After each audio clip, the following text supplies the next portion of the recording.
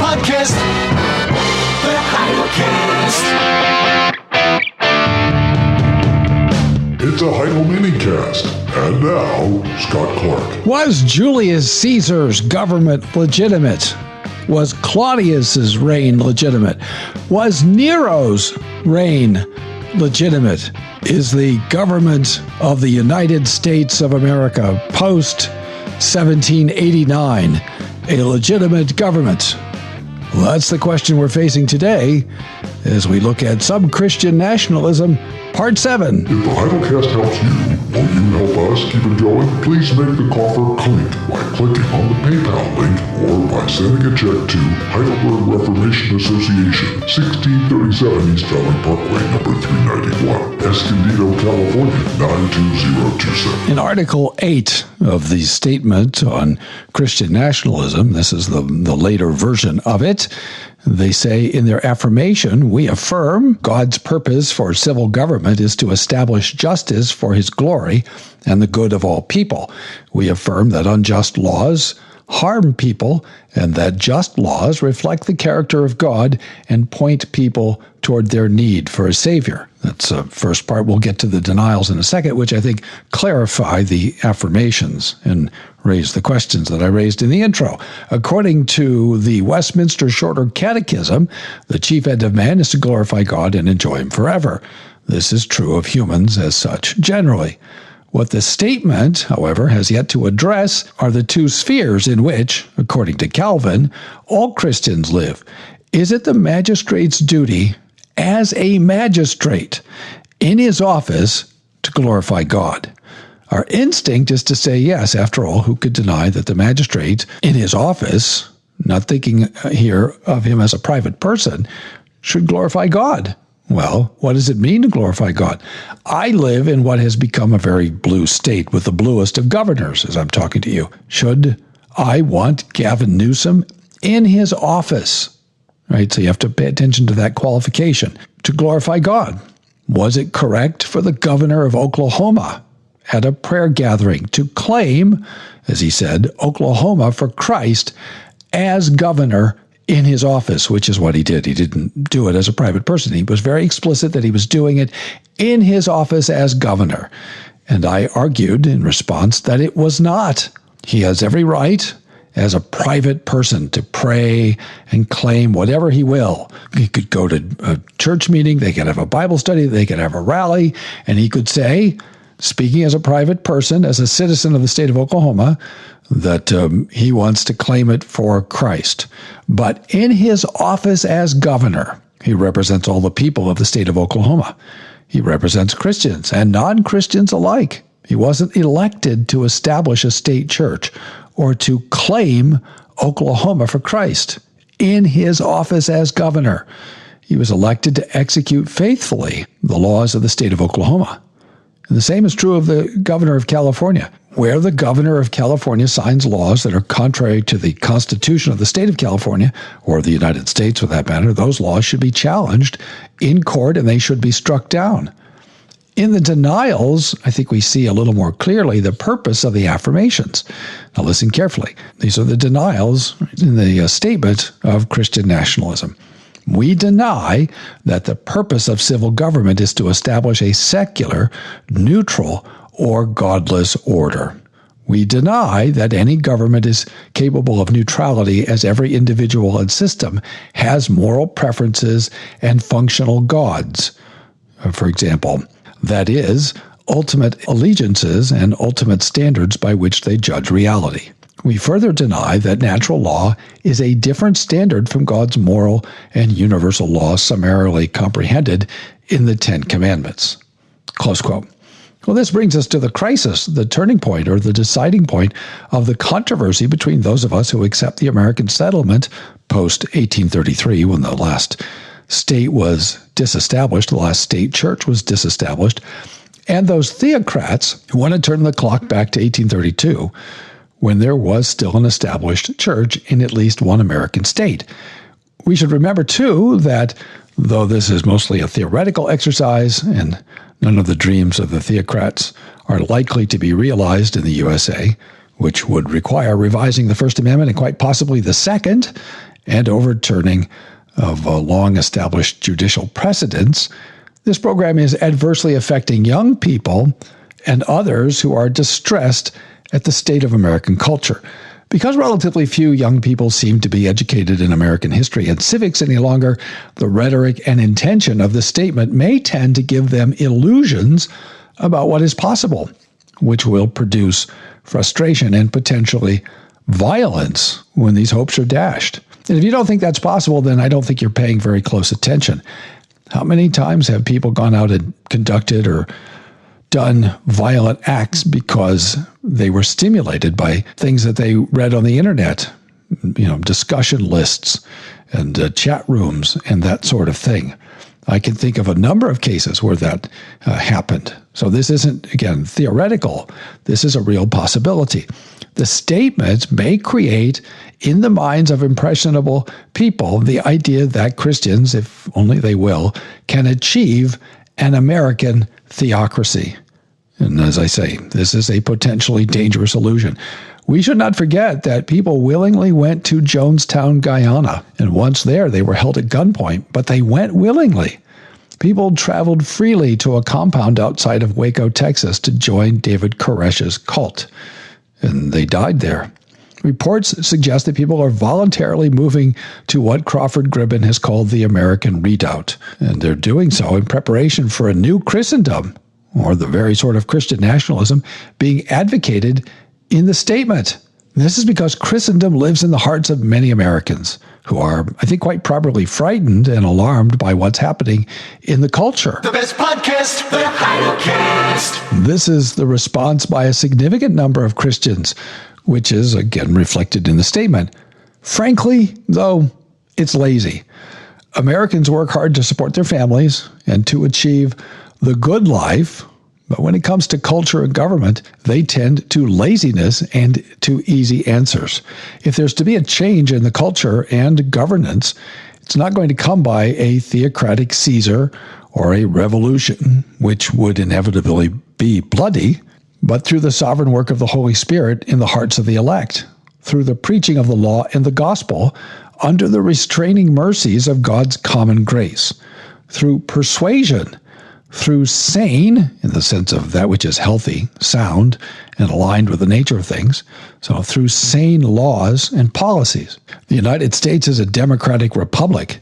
The ugly truth is that, though there are entities out there working against the interests of Americans, for example, George Soros et al., we have the government that we've elected, we have the laws and the policies that we have chosen.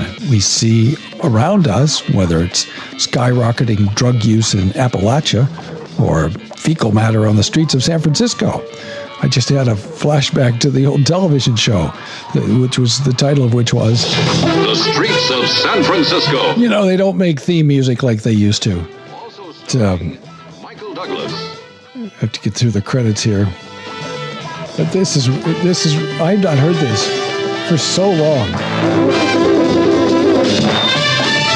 With guest stars Nicholas Colasanto, Victor French.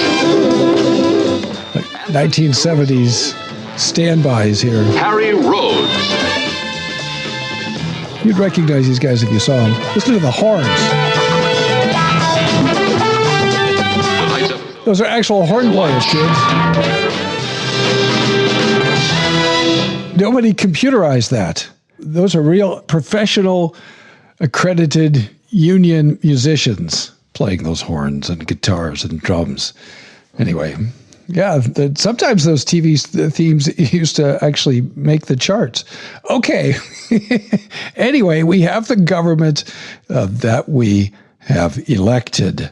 And that's why things are the way they are. It's just lazy to say, well, some bad people out there are doing things to us, and that's why things are the way they are. To be sure, there are bad people out there doing things, but people have also gone to the polls. So they've elected George Gascon. They had a chance to recall him in Los Angeles, and they refused. I think at least once, maybe twice. And I guess they've got another chance to get rid of him. But apparently in Los Angeles, not enough people mind that violent, predatory criminals are being released to walk the streets. And so they keep reelecting him. So what we see around us, whether it's skyrocketing drug use, as I say, is really what's inside of us. It's a reflection of what's inside of us. When people say it's impossible to legislate morality, what they mean in part is that no law instituted by a magistrate can change a human heart. And that is true. Laws can, however, if enforced, restrain outward behavior. To be sure, it's not entirely correct to say that we can't legislate morality. By nature, the law is a teacher, and when the magistrate permits something, human beings tend to assume that thing is good, or at least it's harmless. That's why I'm opposed to the legalization of marijuana. The THC content in marijuana today is much higher than it was back in the 70s.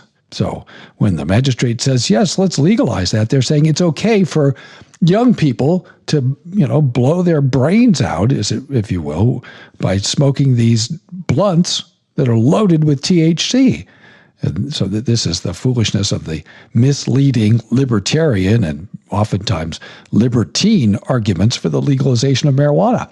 By now, every policymaker knows or should know, evidently they don't know, but they should know, as I say, that the marijuana being grown legally and illegally, still a greater proportion is illegally grown despite legalization. Remember, the libertarians told us, once you legalize it, then we'll get rid of all these illegal grows. Well, tell that to the landowners in California, where they have giant illegal grows being run by cartels.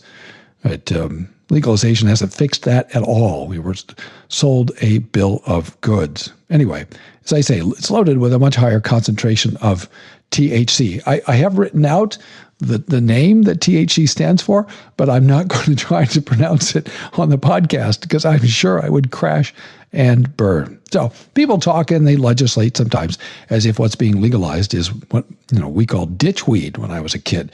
And it's not. It's a psychoactive drug that has strong adverse consequences for young people and others. I don't know if you've ever seen the film Reefer Madness.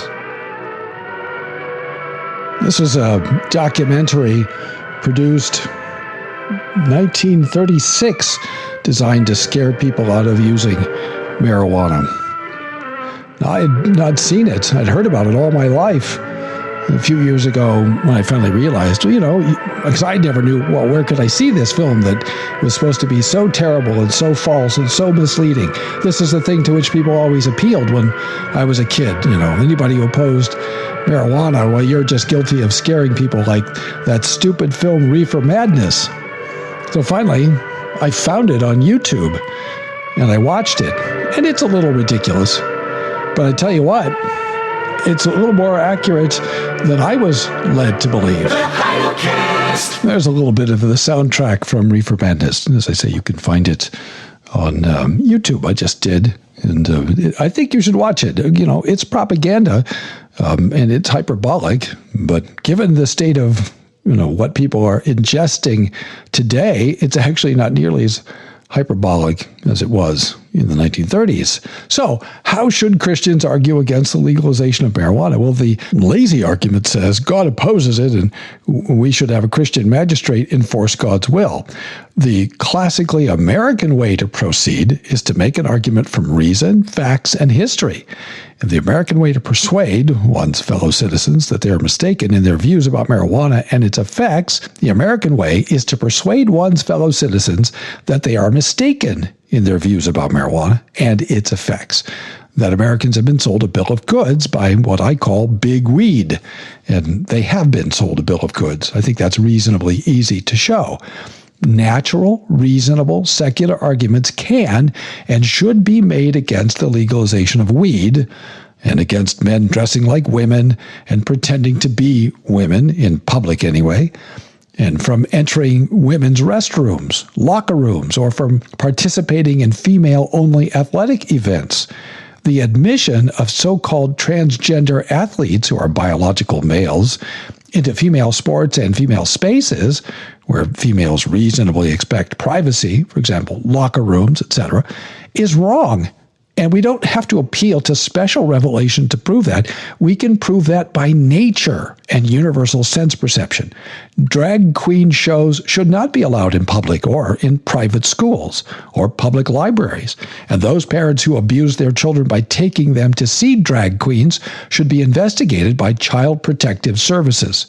Nature and investigation shows that men who dress like females for purposes other than sheer comedy, here I'm thinking of Milton Berle or Jamie Farr.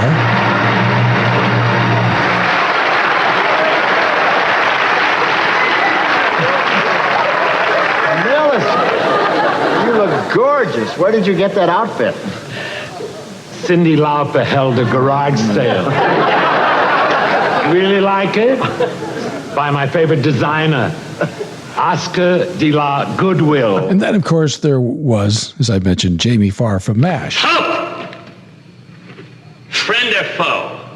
I am General Barker. How do I know you're not one of them with a clever makeup job? Corporal Klinger, isn't it? Right. Still trying to get out on a psycho, eh, Klinger? Well, I can tell you, it'll take a lot more than this. Then I'll just have to keep trying, Mary. Call or text now, 760-618-1563. Anybody who presents themselves as the opposite sex, as I say, for any other purpose than comedy, or maybe making a point of some kind, right, who wants to identify as the other sex and demands us to acknowledge that and affirm that person's mentally ill and in need of serious need of therapy. So the entire trans movement is, in large part, I think, a cry for help, as anyone who pays attention during Pride Month can see. And it's also a big step towards Sodom and Gomorrah. I mean, we are a lot closer, and I think some places we're already there, but we're a lot closer than I thought. If you'd asked me 40 years ago, do you think we're really going to get there? I would have said, well, yeah, maybe eventually. But we're much closer in 2024 than I ever thought we would be in my lifetime. So the point is, we don't need recourse to theocratic or theonomic arguments. Theonomic meaning the abiding validity of the judicial laws, the state implementation and enforcement of the Mosaic judicial laws. Theocracy is the state enforcement of Christian orthodoxy more broadly. Reason, facts, and history are sufficient to refute and address a great lot of what ails us. I don't have any time for those who say, what reason? As a professor of mine once said, you can't reason with insane people, and you should not try. Anyone who says what reason is not being serious, since they are writing or speaking words that they intend for me to interpret in the sense they intend. So to use unreasonable discourse, to deny reasonable discourse, is to try to destroy the very ground on which one is standing. One is just digging one's own grave. So we should dismiss both as ignorant and silly the rhetoric in the denial regarding a, quote, secular, comma, neutral, comma, or godless order, close quote. What Christian is arguing for a godless order? The framers of the statement are evidently unaware of the history and meaning of the word secular. Well, let me educate them and you. Christians have used the adjective secular in a non-pejorative way for millennia. That means thousands of years. It only became a pejorative in the hands of ignorant fundamentalists and bloviating talk show hosts. Our adjective secular comes from the Latin noun saeculum, which means world. In the Latin Vulgate, the medieval Latin Bible, it translates the Greek noun aion, which we translate with age in English. When in the Gloria Patri Christians sing world without end, they're singing saecula saeculorum, which is itself a translation of aion, aionion, right? The ages of ages. Galatians 1:5 uses a form of this expression. The Latin translation, the Vulgate of Galatians 1:5 says, saecula saeculorum. There were, for more than a millennia in Christendom, those priests who were cloistered, that is monastic and isolated, and those who were secular, that is not cloistered, but active in the outside world. Calvin refers to it in Institutes 4, 5, 9, Book 4, chapter 5, section 9. Christians have spoken about the secular non-pejoratively for centuries. In the Battles editions of Calvin's 1559 Institutes, uses the word secular 27 times. Calvin routinely used the word secular to refer to that which is not sacred. He spoke of secular poets, Institutes 1, 5, 3, and secular writers. I won't give you all the references. You can look these up on the published edition if you want to see the resources. He speaks of secular philosophy, which is probably best read having a negative sense. He complained about clerics, pastors, taking on secular management responsibilities. He refers to secular judges, so it's not always pejorative. In fact, I think most of the time it isn't pejorative in Calvin's usage. In traditional Christian usage, the word secular typically denotes that which is not sacred.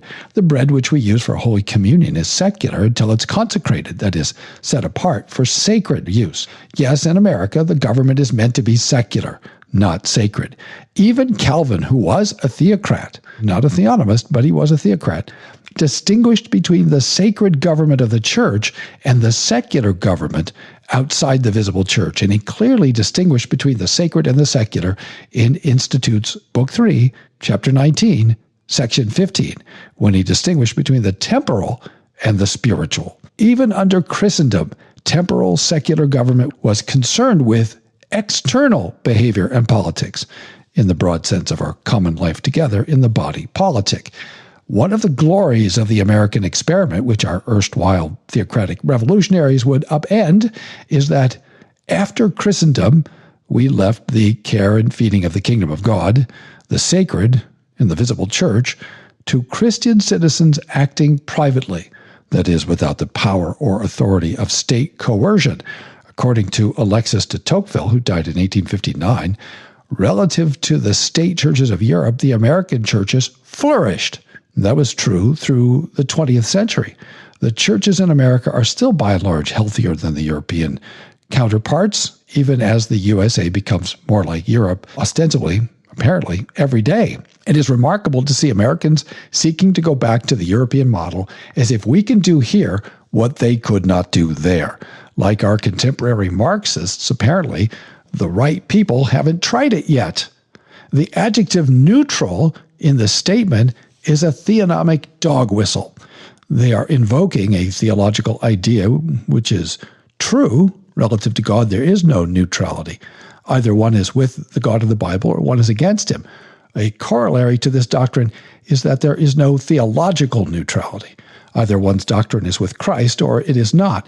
But the application of these theological truths to secular political life assumes what it must prove, that there are not, in God's kingdom, two divinely instituted spheres that operate, as Calvin says, on two distinct principles, and that the state must take a religious side or be deemed illegitimate.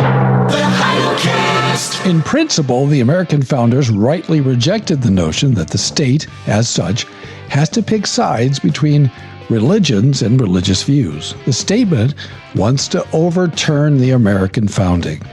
They want another nation, another theocratic order. And I reply by saying that we not only have no biblical warrant for a theocratic order after the end of the state of that people, as the Westminster Confession says, regarding national Israel in Westminster Confession 19:4, but it is unnecessary. Natural law is not a neutral law. It is God's law revealed in nature. Asking the magistrate to adhere to and enforce the second table of the moral, natural law is asking the magistrate to enforce what is universally known to all humans everywhere. We're simply not asking the magistrate to rule on matters of the first table, to establish a religion or to decide matters of religious orthodoxy. The American experiment in secular government has worked wonderfully. It should be preserved. Yes, the culture is in crisis now, but the answer is not to give up on the American experiment, but to return to it. Arguably, the state has chosen sides and is enforcing on us now, in certain ways, religious dogma favoring homosexuality and the transgender movement and other sexual revolutionaries. We should insist that the government stay out of that argument. It's none of the government's business if Christians reject the LGBTQIA+++ movement. Rather than overturning America, American Christians ought to be better Americans by putting their energy into persuasion, legislation, and lawsuits. This is what I keep offering people, right? POPL. Pray, organize, persuade, legislate, litigate. That's what we need to be doing. That's real citizenship. It means, however, that we need to make better arguments and that we need to recognize that theocracy is not among those better arguments. Thanks for listening. Tune in tomorrow for more from the Heidelcast, brought to you by HeidelbergReformationAssociation.org. Don't forget, when the coin in the coffer clinks, the cost of bandwidth shrinks. Copyright Heidelberg Reformation Association. All rights reserved. This is a Heidel Media production. The best podcast, the Heidelcast.